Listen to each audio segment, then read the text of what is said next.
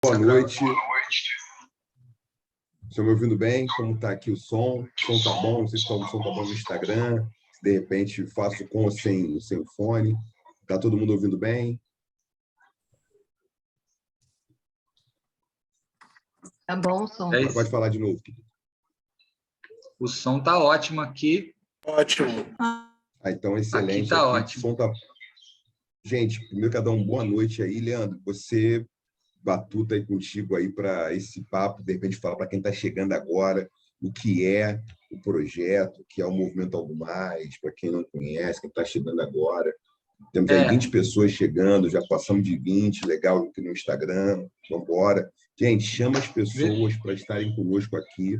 Eu fiquei muito impactado, de modo muito positivo. Conheço o Leandro há pelo menos 12, 13 anos, né? Quando minha filha estava grávida, minha filha nasceu, né? O projeto Categórico, um projeto muito bonito, na década passada, outra década já, e agora ele está aqui junto com uma equipe incrível, um grupo incrível no Instituto Achante, o Movimento Algo Mais, e para um tema que eu acho fundamental, que é insegurança alimentar.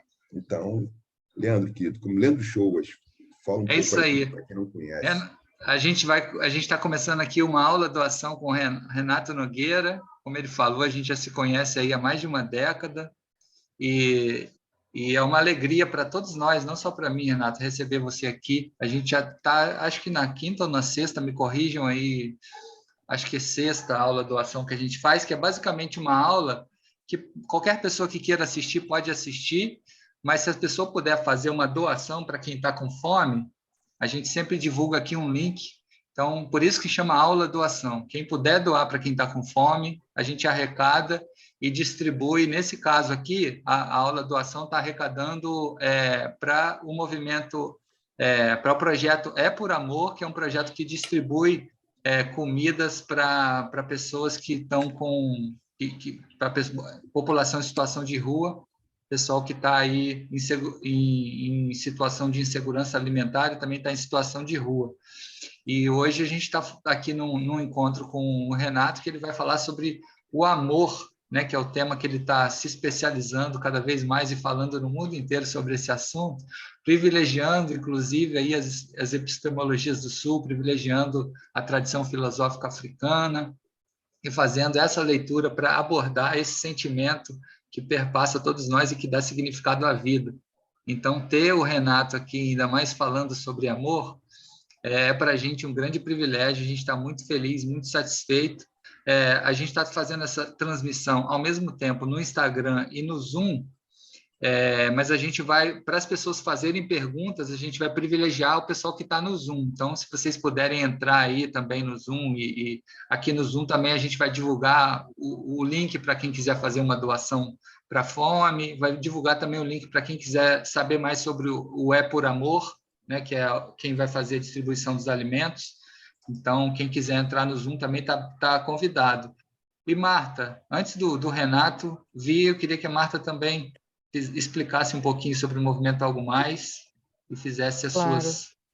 Diga aí. Boa noite a todos e todas. Eu sou a Marta, sou do Movimento Algo Mais, junto com o Leandro, com o Jaime, com a Fátima, com a Irene, que estão aqui também. Queria agradecer muito ao professor Renato e queria explicar um pouco sobre o que é o movimento. O movimento ele nasceu no início desse ano com a proposta de oferecer para os seguidores, nossos seguidores no Instagram... Leandro, a Marta falar. Não está ouvindo, Renato? Ela está falando. Ela está falando. Porque ela está falando no... Ainda, Marta. Está falando aqui no... Porque você está... Pode falar. No Zoom, Ela eu estou falando no Zoom. Então, o Movimento Algo Mais nasceu no início desse ano, foi uma proposta do Leandro e reuniu pessoas que se propuseram a oferecer alternativas via nosso perfil no Instagram de propostas para suavizar um pouco o dia a dia de todos nós nessa pandemia, né? Nasceu como uma proposta quase de saúde mental, né, de atenuar um pouco a angústia, o sofrimento, e acabou que ela cresceu e hoje ela tem duas grandes frentes, né, o nosso movimento. Esse da segurança alimentar, do qual eu faço parte, e o movimento da clínica social escutatória, que é um movimento, uma frente organizada por terapeutas e pessoas que estão dispostas a escutar quem quer que seja, quem esteja com algum tipo de questão, de sofrimento. Mas fato é que a gente, enfim, somos esse grupo que atuamos esses meses todos, e até hoje a gente já arrecadou mais de 15 mil reais e doamos para diferentes instituições para compra de cesta básica ou de quentinhas para a população em situação de rua.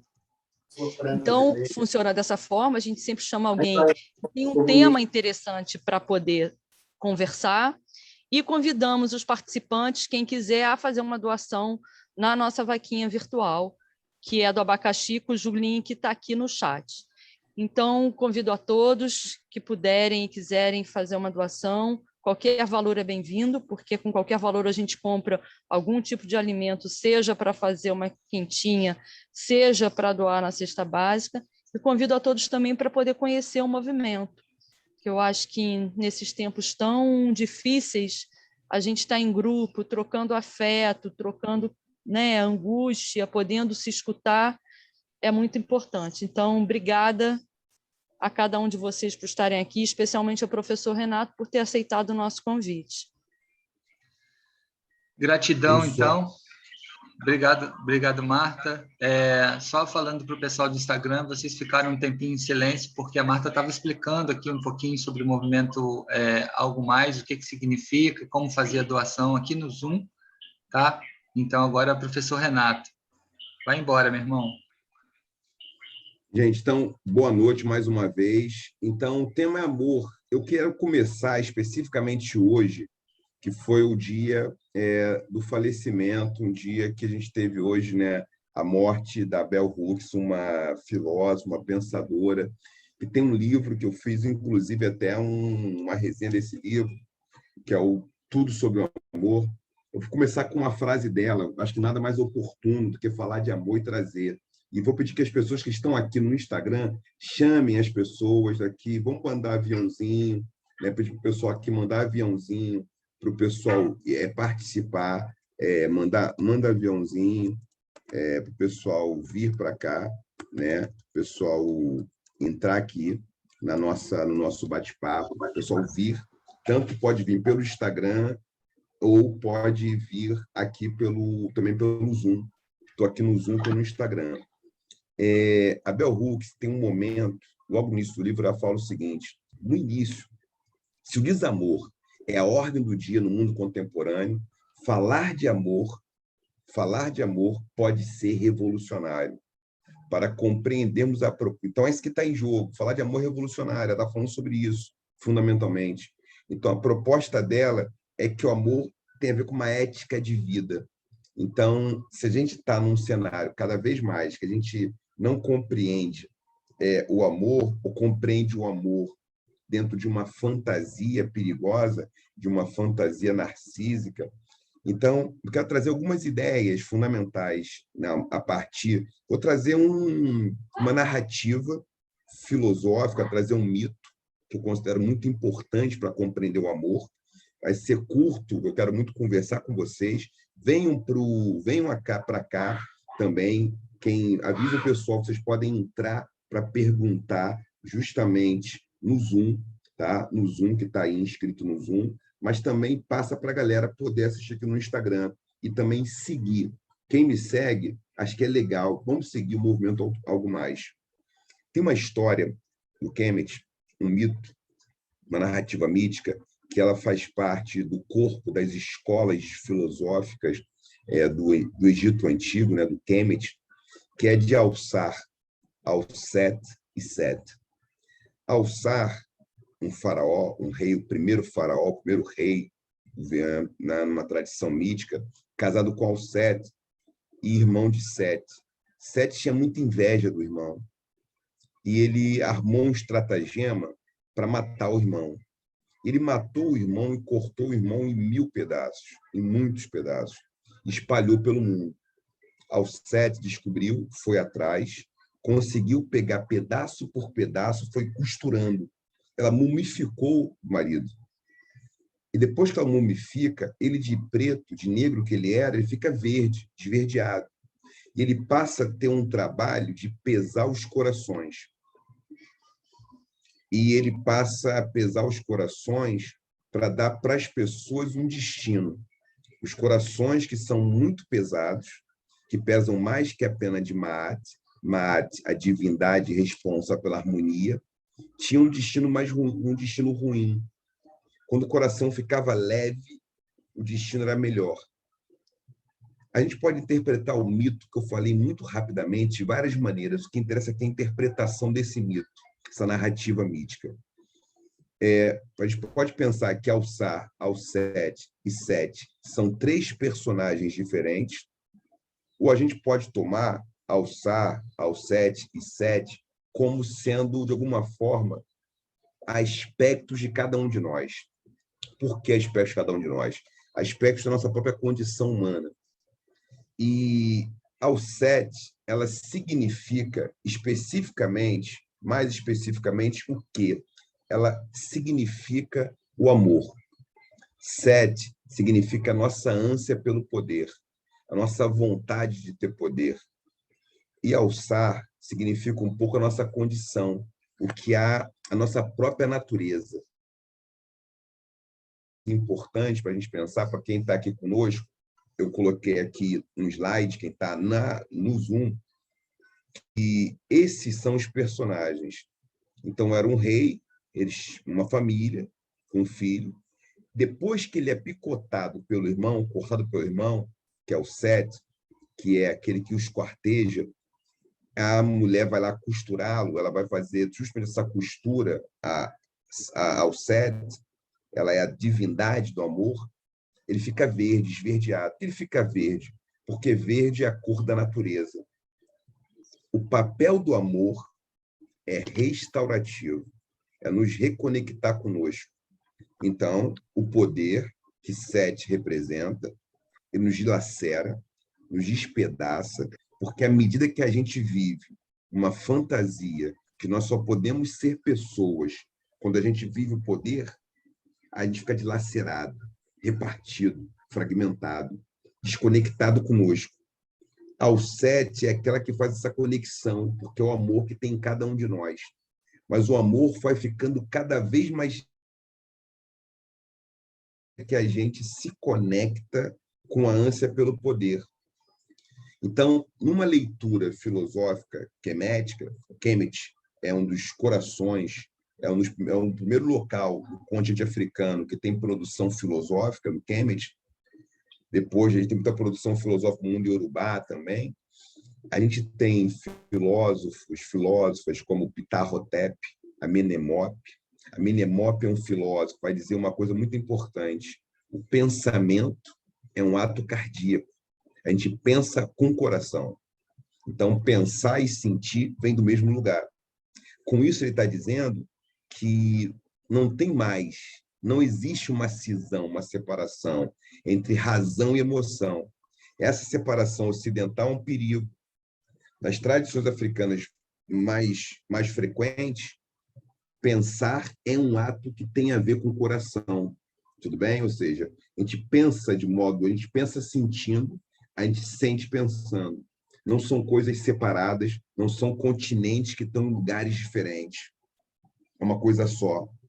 E nessa narrativa, o que a gente pode pensar sobre o amor? O que nos interessa sobre o amor? Amor é alguma coisa, é um afeto que catalisa bem-estar, é um afeto, assim como as emoções, como os sentimentos. Então, o que são os afetos? Os afetos, eles são formados por emoções e sentimentos e as ideias e pensamentos. As ideias também são afetos. É um afeto racional, mas são afetos. Então, as emoções que nós temos é o quê? Alegria, tristeza, raiva, medo, surpresa e nojo. São as emoções fundamentais. Programa de ações que a gente tem no nosso corpo. A gente sente medo, o nosso corpo modifica, a gente foge ou ataca. Sente tristeza, a gente fica com uma compensação diferente. Sente alegria, a gente extravasa, a gente explode, vai para fora, não vem para dentro. Então, as emoções, elas são, se a gente pensar com a neurociência, são 6 emoções fundamentais, básicas, como eu falei: alegria, tristeza, raiva, medo, surpresa e nojo. Sentimentos, dezenas de sentimentos. Algumas emoções também são sentimentos. O amor é um sentimento que nos ajuda a organizar todos os outros sentimentos. A gente ama, não vai deixar de ter medo, não vai deixar de ter tristeza, não vai deixar de ter raiva, não vai deixar de ter outros sentimentos. Mas esses sentimentos, eles vão estar em favor da gente, vai estar em sincronia. A gente não se torna monoafetivo. Qual o problema da falta de amor? É que quando a gente não consegue se conectar com o amor, a gente vivencia um sentimento com muita força e como se todos os outros não existissem. Então, a gente fica triste, só tem tristeza. Sente medo, só existe o medo.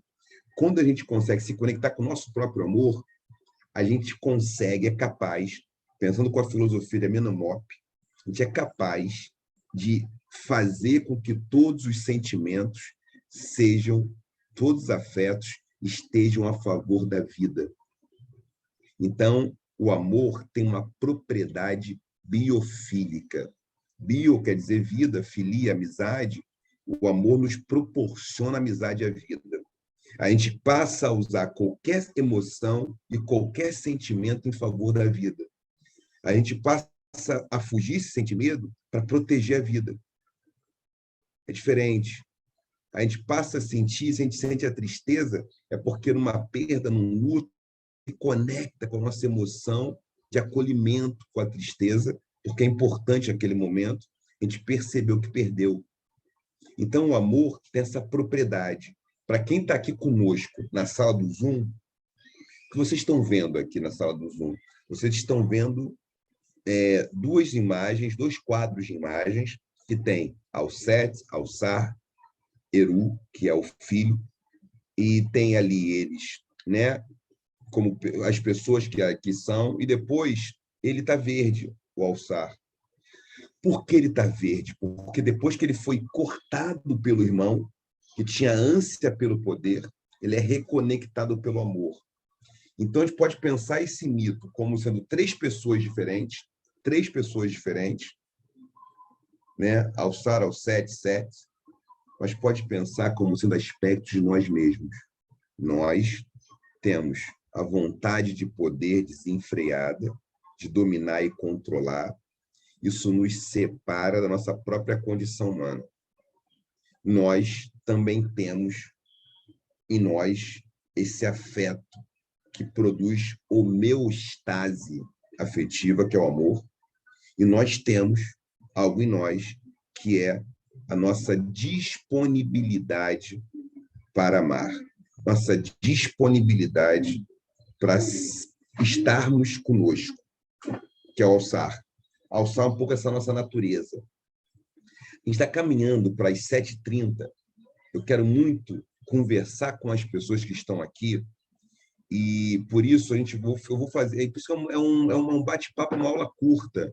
Não uma aula, um bate-papo, uma roda de conversa, que o mais importante também vão ser as indagações de vocês, para a gente poder pensar junto e conversar. Então, essas 40 pessoas que estão aqui conosco, 40 e poucas, 50 pessoas que estão aqui conosco, né? A gente tem 30 pessoas, quase 30 pessoas aqui na sala, a outra está chegando a 20 aqui no Insta. Então, vai chamando o pessoal aqui, vai chamando as pessoas para cá, porque dá tempo da gente conversar um pouquinho sobre amor. Num certo fechamento, amor é o afeto que existe em cada um de nós e que precisa ser ativado para que a gente possa manter conexão conosco. A falta de amor nos desconecta de nós mesmos. E os outros sentimentos, as outras emoções, não deixam de existir porque a gente ama. Mas à medida que nós amamos, somos capazes de ter autointimidade, intimidade conosco, porque o amor produz um conceito que é pouco usado, talvez, que é autointimidade, a capacidade de não estabelecer relações nem de fraude e nem por favor, nem de favor conosco e com o mundo.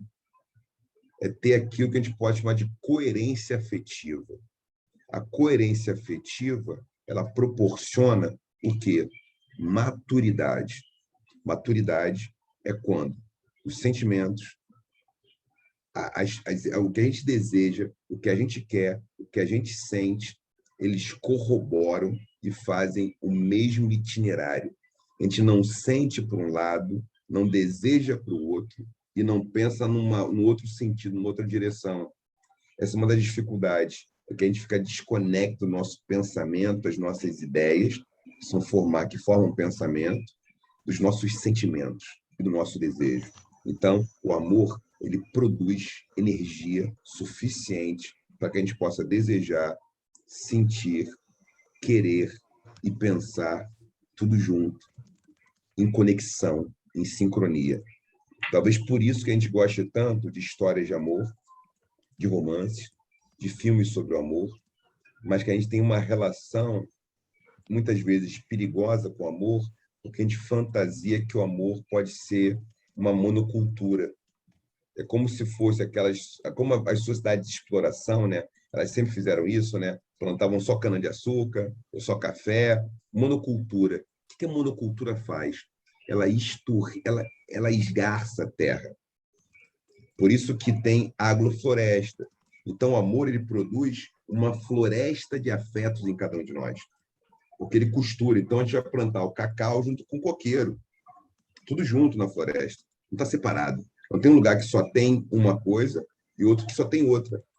O amor ensina isso. A gente pode sentir sem medo. Ou pode sentir com medo. E se conectando com o nosso medo. Então, esse é o convite que eu faço para vocês. Que a gente se conecte com o nosso medo, com a nossa tristeza, com a nossa alegria e com o nosso amor. Porque conectar com o amor é um ponto de partida, um processo para que a gente possa ficar mais de frente conosco e, dessa forma, ficar de frente com os outros. Agradeço. E aqui eu passo a palavra aqui para vocês, para a gente poder conversar. Vai ter pergunta. A gente repete a pergunta. Leandro pode ler a pergunta aqui. Né? Quem está aqui seguindo o Nogueira Oficial, vem para cá. Né? Quem estava no Nogueira Oficial, vem para cá. No Movimento Algo Mais, e a gente vai, nesse sentido, vamos bater esse papo agora. Agora a palavra é de vocês, tá bom? Um abraço grande. Renato, gratidão aí por essa partilha, por essa muito boa sua exposição, muito bacana, cara. Obrigado aí. Eu vou repetir todas as perguntas que fizerem aqui no Zoom, para o pessoal do Instagram que não está ouvindo o Zoom poder saber qual a pergunta que for feita. Então, todo mundo que fizer perguntas aqui, acho que daqui a pouco, depois quando você tirar aí a tela, aí dá para ver melhor quem que levantou a mãozinha para a gente ver quem que está perguntando. E eu queria começar perguntando, e aí o pessoal vai se preparando para fazer perguntas aí. Eu fiquei com duas, a Antônia já pediu também, ela pergunta depois de mim. Eu fiquei com duas questões, cara. Uma delas, quando você organiza ali as emoções básicas, no pensamento acadêmico mais eurocêntrico, a gente estuda muito o Paul Ekman, quando ele fala das emoções e tal. E aí eu queria saber que literatura que você indica para a gente conhecer mais essa organização das emoções. Você falou ali da raiva, do medo, das emoções básicas. Que literatura que você indica dessas que você mencionou, né? Porque eu estudei mais a questão, o Paul Ekman, depois o Marshall Rosenberg também, da comunicação não violenta.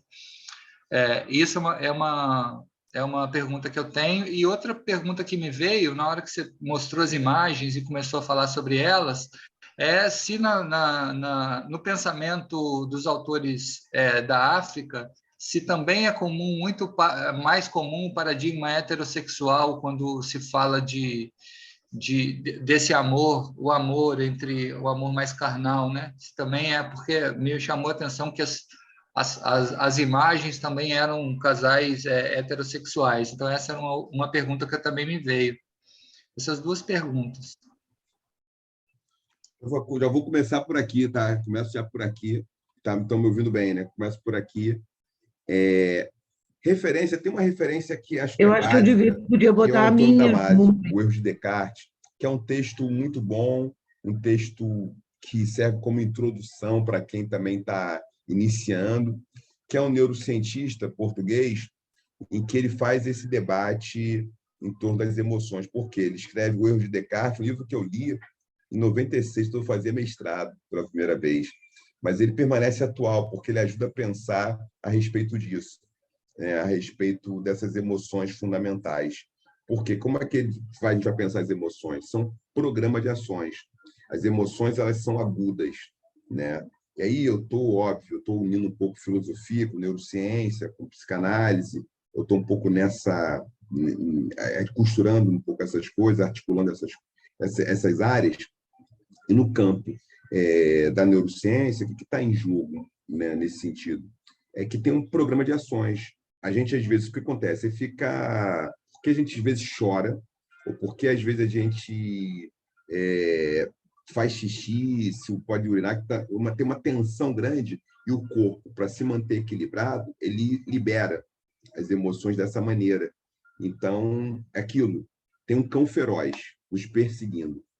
Dá frio na barriga. O frio na barriga é porque o sangue sai da barriga, do estômago, dessa região do sistema digestivo, vai para as extremidades, braços e pernas, para poder correr. É fisiológico. Tem uma resposta fisiológica às emoções. Elas são agudas.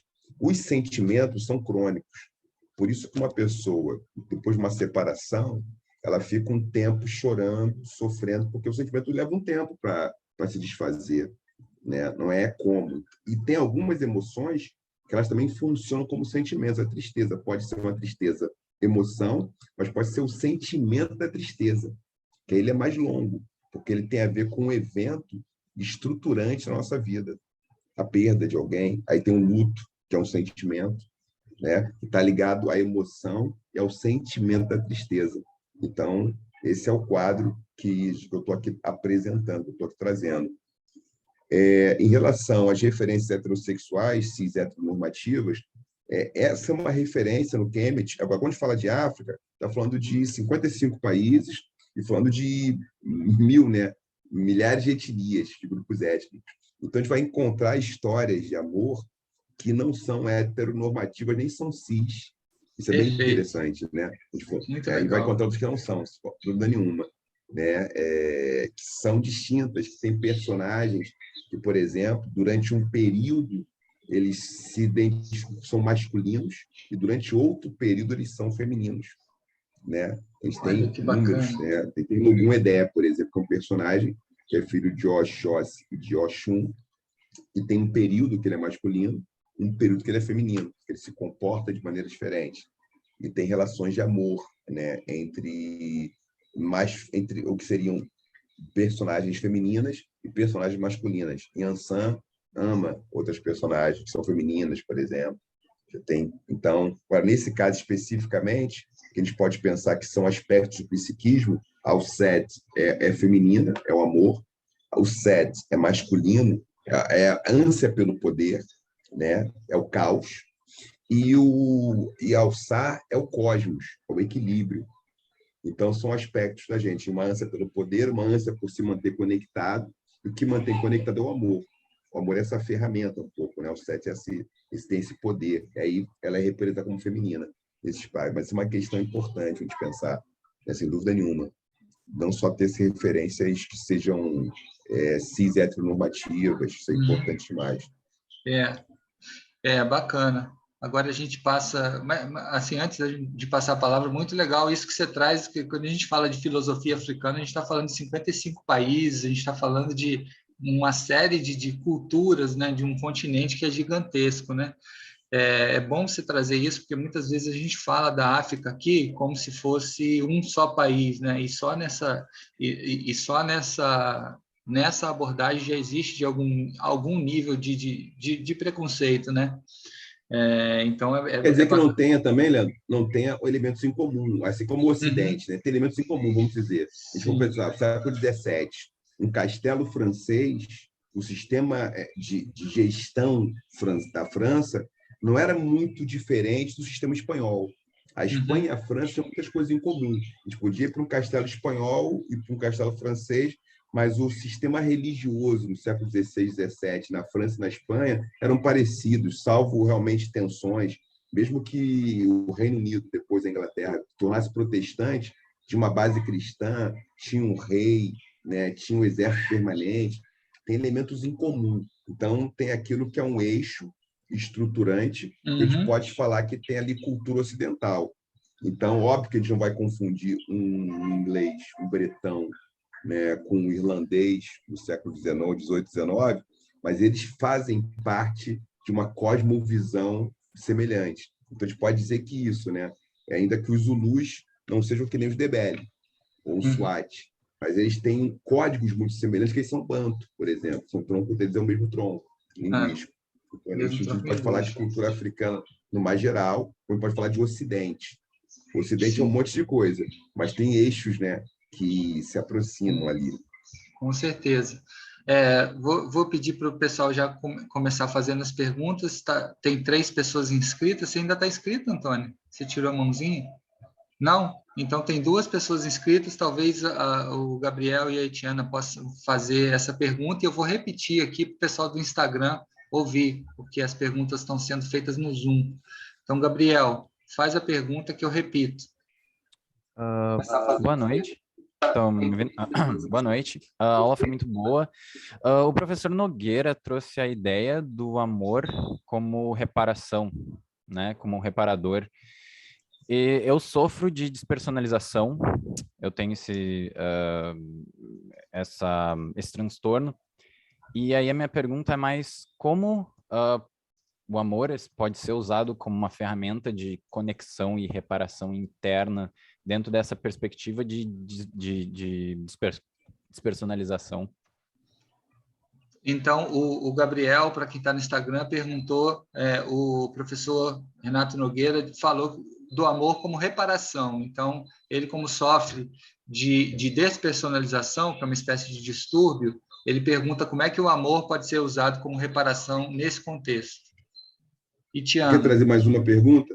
Eu pensei dos dois fazendo perguntas, que daqui a pouco a gente já vai. E Tiana? Perfeito. Boa noite, professor Renato. Trazer uma pergunta, eu já ouvi o professor falando em outros momentos, já ouvi outros também estudiosos de filosofia africana falando sobre amor, e em diversos momentos eu ouvi algo como uma metáfora de subir a montanha, da relação amorosa, da relação a dois, como sempre trazendo alguma coisa relacionada a uma subida de montanha.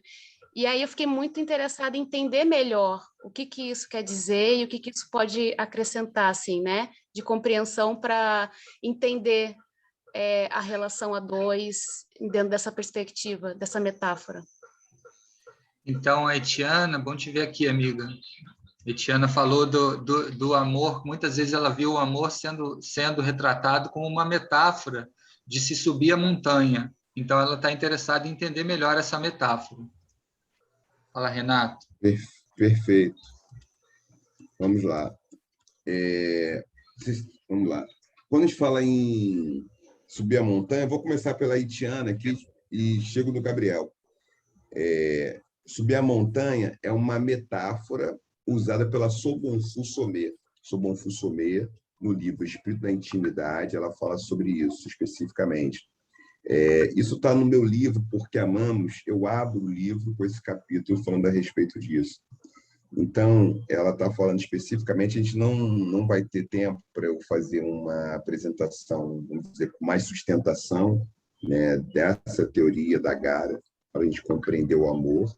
É uma teoria especificamente, está na cosmovisão da Gara, que é sistematizada pela Sobonfu Somé, que é de que, quando a gente está apaixonado, a gente começa a relação no topo de uma montanha. A gente faz o que depois de estar no topo da montanha? A gente desce a montanha. E aí vai desacelerando o relacionamento, e o relacionamento vai ficando frio. Agora, quando ela está falando que eu tenho que subir a montanha, é porque ela tem que a paixão não é a condição sine qua non para começar um relacionamento. A gente pode interpretar a paixão como sendo uma categoria distinta de amor, ou a gente pode interpretar a paixão como uma etapa do amor, uma etapa, uma circunstância do amor. O que ela está dizendo é que a paixão ela não sustenta um relacionamento, tem a longevidade e bem-estar. Então, tem que subir a montanha porque tem que fazer um percurso junto. E aí, se você tiver tempo, Tiana, eu te sugiro, e aí outros eventos que eu trarei também, que eu falo só sobre isso, e aí tem um capítulo dedicado especificamente para isso, e compreender como que o amor é um safari, uma jornada afetiva, né? Então, uma jornada afetiva que tem a ver com isso. E aí tem a ver com a subida da montanha, que é chegar num caminho, é fazer um caminho junto. A gente não completa o outro, a gente faz percurso junto. E aí a gente vive sem fantasias que são perigosas. A fantasia não é ruim, desde que ela não brigue com a realidade. Essa é a questão. Gabriel, obrigado pela questão.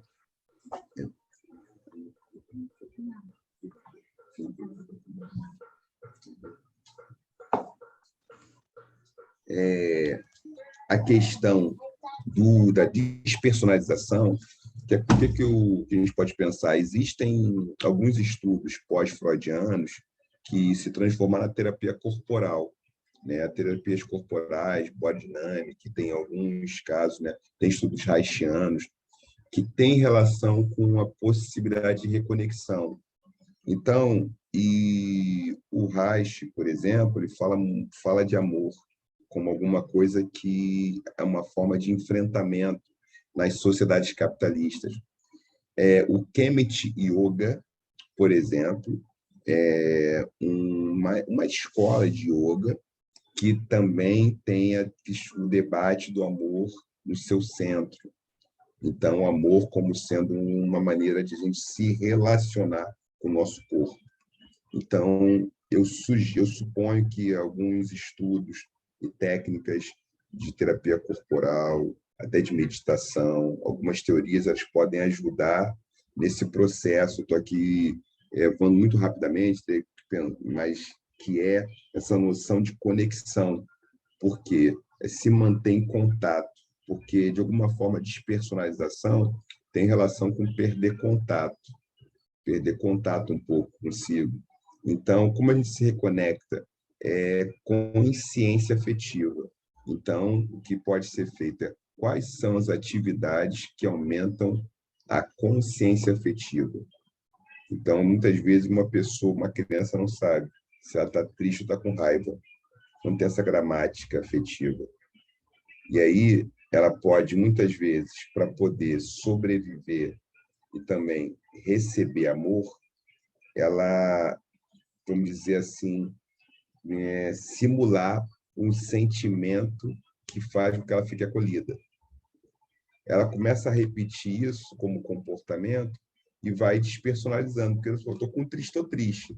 Mas para que eu receba aquele bolo, aquele carinho, aquele abraço, eu tenho que sorrir que estou alegre. Daqui a pouco ela não sabe mais se está alegre mesmo ou se está triste. A gente vai vivendo, e aí são as representações, tem que viver alguma coisa que não é o que você está sentindo. Então, tem algumas áreas da psicoterapia que podem ajudar na consciência afetiva, principalmente terapias corporais e o Kemet Yoga, que eu acho que é um caminho interessante, que tem a ver com, por exemplo, essa narrativa que eu fiz agora. O Kemet Yoga, esse é um dos mitos básicos do Kemet Yoga, que é a restauração pelo amor. Porque o amor não faz com que eu deixe de sentir outras coisas, mas ele me ajuda a alinhavar os sentimentos. Porque essa dificuldade que a gente tem de conectar. O que eu estou sentindo agora, a pessoa não sabe o que está sentindo. E tem que começar, às vezes, a fazer um letramento afetivo. E esse letramento afetivo passa pelo corpo, porque não tem nada para fora do corpo. Mas como a gente tem uma história de cisão entre cabeça e corpo, isso é muito comum, tanto que as pessoas falam de saúde mental, né? Saúde mental, em certa forma, não faz muito sentido. Eu concordo com a Geni Nunes, porque a saúde é do corpo, é de tudo. A mente não está separada do corpo. Como a gente separou tudo, é muito mais fácil despersonalizar. Então, despersonalizar é alguma coisa que tem a ver, assim como o código, né, de doenças, ele tem crescido, né? Os códigos de doença, eles crescem ao longo do tempo, porque tem alguns estudos que eles passam a ser mais frequentes, os diagnósticos são mais frequentes em certo momento histórico, numa determinada sociedade. Eu acho que tem a ver justamente com isso, né? Eu dou aquele velho exemplo que todo mundo conhece. Ataques em massa são cometidos por meninos e homens jovens de 14 a 29 anos. Na maior parte dos casos, são sempre meninos e homens. Agora, a gente não tem ataque em massa em aldeias Yanomamis, né?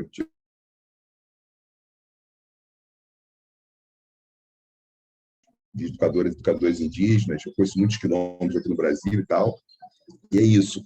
Não é porque os povos originários são especiais, não é porque os quilombolas são especiais, não é porque os zulus são especiais, mas porque ocorrem muitos ataques em massa nos Estados Unidos. Tem uma sociedade que ela produz uma maneira de subjetivação específica que tem a ver com essa forma de responder à frustração, a forma masculina de responder à frustração. Essa é a diferença. Renato, tem mais 2 perguntas aqui no chat. Talvez a gente só consiga, a gente tem mais uns 10, 15 minutos só, talvez a gente só consiga fazer elas, mas vamos ver. Eu queria mais curto, mais sucinto. Eu respondo mais sucinto cada uma. Pode ser também. Pode ser também. Só lembrar mais uma vez, já que a gente está caminhando já para encerrar, que essa iniciativa é feita também para arrecadar recursos para as doações, e aí o pessoal vai colocar aí no chat o link para quem quiser fazer doação para o combate à fome, e também o combate à fome através da população em situação de rua. A gente vai colocar de novo aí no chat para quem quiser fazer. Uma das perguntas é da Milena. A Milena fala o seguinte: boa noite, obrigado pela troca. Seria possível falar um pouco da relação não monogâmica entre pessoas pretas? Pretes, né? Desculpa, li errado. Seria possível falar um pouco de relação não monogâmica entre pessoas pretas? Boa noite, professor. Agora, Carolina. Carolina, boa noite, professor. Qual seria o caminho para o encontro do amor na perspectiva africana, tendo o racismo como obstáculo, tanto na busca pelo amor próprio, quanto pelo amor pelo outro? Pelos outros também. Aí, outras perguntas, acho que fizeram outras perguntas, a gente vê se dá tempo e faz aqui. São 2 questões relevantes aqui que é difícil falar delas, né, em tão pouco tempo. Eu quero trazer outras também, né? Vamos lá. Eu estou respondendo uma questão aqui no chat, aqui, que foi a Tiana que perguntou, já respondi aqui, em 2 nomes que você pode encontrar nas redes sociais. Tá? Já não sei se quem está aqui no chat, aqui no Zoom. Ana Souza, até botaram aí o Instagram dela, botaram da Ana Souza aí. Isso, Ana Souza e tem a Glaucia Pimenta Rosa, são 2 nomes muito bons, têm uma boa formação, para quem curte yoga, para quem tiver interesse. Como é a relação não monogâmica? Muitas pessoas são não monogâmicas. Historicamente, você tem não monogamia muito forte no continente africano, mesmo aqui, nos povos originários. Agora, como isso se modula hoje? E aí, acho que essas 2 questões se tocam, né? Como é o amor africano, pode ter um amor africano frente ao racismo. O que o racismo faz, né? Todas as formas de opressão, elas invalidam as possibilidades de amar, porque elas operam pela desconfiança. A palavra amor, em Yorubá, é Ifé, né? Que é o nome de uma cidade também. E tem a ver com depositar confiança e fé. Depositar confiança, amor. O que acontece? O que o racismo faz? Um homem negro entra numa loja e ele apanha até a morte de seguranças. Começou com a desconfiança, não o cliente, ele está roubando. Uma mulher negra é acusada de roubar a joia da empregada doméstica, de roubar as joias da sua patroa, e depois ela está sendo presa e a patroa descobre que a joia estava dentro de um vaso. Ela tinha esquecido que tinha colocado a joia naquele lugar. A desconfiança é a tônica. Então, a gente precisa articular confiança. Então, é importante ter grupos, redes afetivas de apoio, para que a gente possa reestabelecer a confiança. Porque o racismo faz, do ponto de vista psíquico, da subjetividade, ele retira a confiança e ele vai desumanizando, tá colocando nesse lugar de ferramenta, lugar de objeto. E a não monogamia, ela, em algumas sociedades africanas, vou falar especificamente, vou pensar aqui, entre muitas sociedades, mas os Odabi, por exemplo, mesmo entre os Yorubás, como é que funciona o que a gente chama de não monogamia? A gente tem policonjugalidade. A regra era simples, antes da colonização. Ninguém pode ser solteiro, ninguém pode ser sozinho, porque as pessoas sozinhas podem ficar mais infelizes, e à medida que uma pessoa é infeliz, ela afeta toda a comunidade. Então, é importante que todo mundo seja feliz, porque se uma pessoa for infeliz, a forma dela lidar com a sua infelicidade é perturbar todo mundo, atazanar todo mundo que está feliz. Então, todo mundo tem que casar. E se você tem uma sociedade, né? Óbvio que você tem sociedade em que a cis-heteronormatividade não é uma regra. Para quem quiser ler a Oyumi, Yoronke Oyumi, ela fala que ela vai explicar que o gênero é uma palavra que não existe para crianças, só para gente adulta. As crianças não têm gênero, por exemplo. Ela explica isso no mundo iorubá. E vamos lá, uma sociedade que tenha muitas mulheres e poucos homens, fatalmente alguns homens vão ter mais de uma esposa para poder que não tenham mulheres sozinhas, solteiras. Entre os Odabi, por exemplo, que tem uma densidade demográfica masculina maior, tem mulheres que têm uma esposa, 2 maridos. Então, você tem nesses contextos culturais, que o arranjo é feito? Não é uma coisa que eu quero individualmente. A sociedade, a comunidade tem um arranjo para que ninguém fique só. E essas sociedades eram não monogâmicas, por essa razão. Mas aí não, né, são relações de casamento policonjugais, conforme a densidade demográfica da região. Então, isso vai variar de local para local. Tá? E aí, conforme isso. Agora, eu não sei se a pergunta também é como isso seria aqui, mas então acho que essa minha resposta ela tende às duas questões um pouco, né?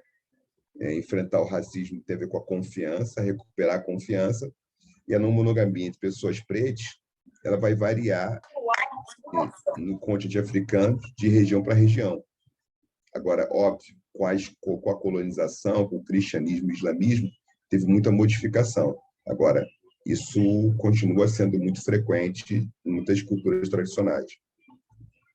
E como trazer isso para cá, que é uma outra questão. Vocês têm mais alguma? A gente tem mais 1 minuto, 2 minutinhos já. Teve um breve momento onde a Márcia se inscreveu e depois você desistiu, Márcia? Depois ela se desinscreveu? Não, sobre o mito que o professor contou no início. Boa noite, professor. Boa noite. Eu vi uma explicação uma vez que falava que o fogo é sempre vertical e a água sempre horizontal. Então, a água representa tudo que é material e que a esposa só conseguiu pegar as partes do amado ali, porque elas estavam sobre a água.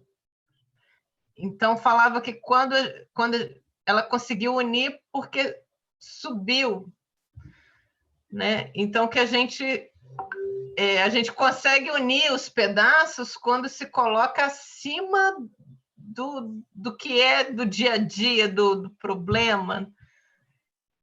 Por isso que depois eu desisti da pergunta, porque eu falei assim, nossa, vai ser uma pergunta, só a pergunta já é longa. Mas eu achei... Pode falar. Pode falar, querido. Não, era isso, era esse lado do não tão importância ao material, mas a pessoa, o sentimento. Então, essa é uma questão que a gente pode pensar os 4 elementos, que dá isso aí já seria só falar disso, né?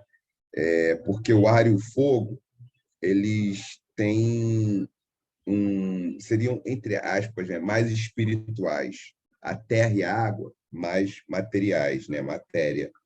E aí, ao mesmo tempo, a água, essa matéria de ordem dos sentimentos, das emoções, que são fluidas.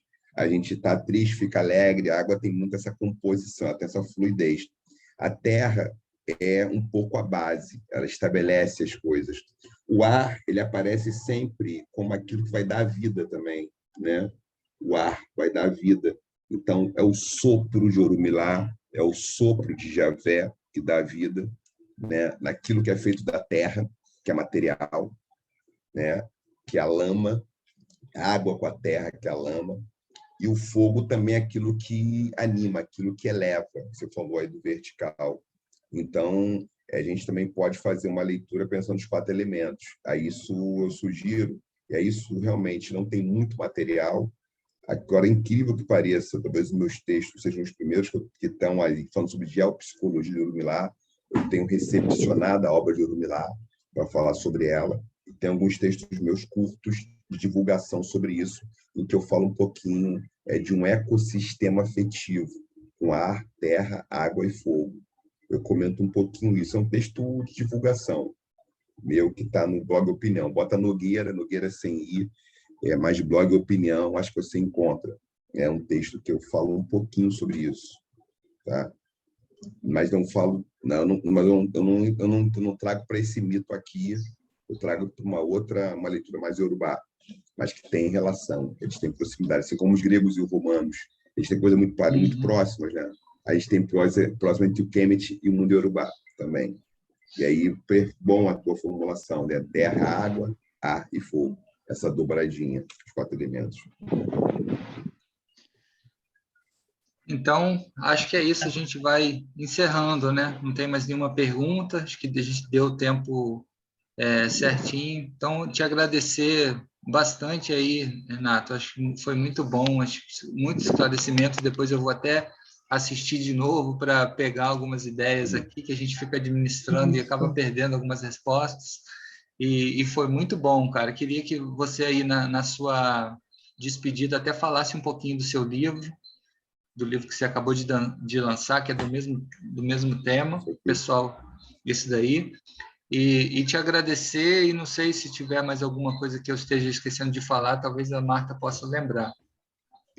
Não, só agradecer mesmo, professor, foi muito interessante, já vou buscar seu livro também, já vou ver de novo para poder entender um pouco, você falou muitos conceitos, muitas, né, conceitos, ideias, muito interessantes que eu acho que todo mundo vai poder aproveitar demais, né, que faz a gente pensar. Então, queria agradecer a vocês e todo mundo que está aqui, né, por ter aproveitado essa aula incrível, viu? E, por favor, fale agora do seu livro, porque eu também estou muito curiosa, também já vou lá comprar. Super obrigada. Para quem tiver interesse, tiver tempo, o Porquê Amamos tem um curso que está na Casa do Saber, que é o Porquê e Como Amamos, que é baseado nesse livro. E, por acaso, amanhã vai ter um encontro, assim, aulas gravadas, mas tem um encontro para quem puder se inscrever, em que qual o sentido da vida. E aí tem 5 eixos. Um dos eixos é amor. E eu vou estar amanhã, para quem tiver inscrito, vai ter um Zoom para as pessoas que estiverem inscritas, para poder participar. Quem não puder se inscrever, vocês podem fazer, você se inscreve e assiste as que estão gravadas, né? Que é Porquê e Como Amamos, que é baseado nesse livro Porquê e Como Amamos. Então, são 3 aulas que eu falo de Porquê e Como Amamos. Agora, tem as 5 aulas e amanhã tem um fechamento, e as pessoas vão poder conversar comigo especificamente sobre os eixos do sentido da vida. Aprender, envelhecer, escolher e saber, e tem um eixo que é amor. E aí eu vou falar especificamente, eu vou aprofundo mais, que é uma aula são aulas de 45 minutos, cada aula gravada, e depois eu vou fazer um debate. São 5 aulas, né? 45 minutos. Então, quem se inscrever hoje não vai dar tempo de assistir tudo, eu acredito. Mas pelo menos a pessoa pode assistir as perguntas, o bate-papo, que vai ser amanhã, no dia 16, às 8 horas. E aí tem mais tempo para conversar. Quem puder, coloca Nogueira, Casa do Saber, que vocês encontram as informações. Maravilhoso, amigo. Um abraço aí, muita gratidão, estamos juntos. E um beijo para todo mundo, um excelente dia aí. A gente vai encerrando aqui. Olha ali o livro. Tá no Instagram também, Porque Amamos. Para o pessoal poder anotar quem quiser, porque amamos. Sim. Qual é a editora mesmo, Renato? A editora é a HarperCollins. Uhum. A HarperCollins. Por que como amamos? É Porque Amamos, desculpa. O curso é Porque como amamos. O livro é Porque Amamos. São 11 capítulos, e aí tem várias narrativas, vários mitos de amor, histórias de amor, interpretando um pouquinho. Tem até Adão e Eva também. Como história de amor. Como história de amor, Adão e Eva. Que é uma história de amor, na verdade, né? É a história de um casal. É a história de um casal que perde a fantasia da paixão. É isso que é o Adão e Eva. É isso que é o... É isso aí. Obrigado, gente. Boa noite para todo mundo. Um abraço. E tudo de bom aqui também. Então, gente, boa noite. Obrigada mais uma vez ao professor Leandro, companheiros do Algo Mais. Valeu. Foi maravilhoso. Muita gratidão. Valeu, gente. Tchau.